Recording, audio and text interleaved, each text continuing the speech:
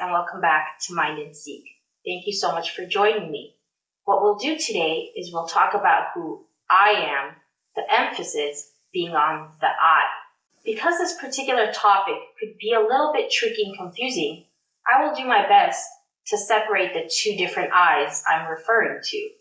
So generally, when we say I, we are referring to the ego-based I that ties itself to the identity that was created for us.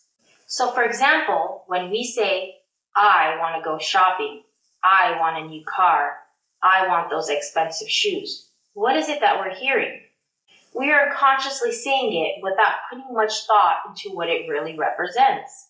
And what we have to realize is that the ego is in control of this, and it brings forth its indulgent, self-centered behavior, which also brings forth desire. Now, for most of us, desire may seem like a positive term. It doesn't necessarily have a negative connotation. So what's the big deal with desire? The term desire is actually not as glamorous as we perceive it to be, and it is derived from a low-based consciousness that does not align with our higher selves. And basically, when we desire something, we are trying to fill an empty void that will never be fully filled. And what we have to come to terms with is that our body and spirit do not desire a thing.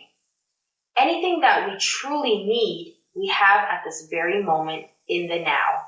We will further discuss desire in great detail at another time. However, what I really want to talk to you about is the authentic I.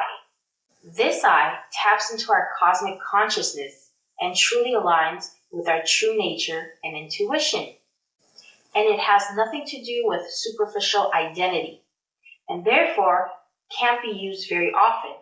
It is completely raw, magical, and holy. And for instance, in certain cultures, the word God is rarely spoken of. And because God is holy, therefore it is non-descriptive. So when we say that word, it lessens its meaning and it loses its sacredness. And in the same way, the authentic I is so completely holy and sacred and magical that it should not be commonly used.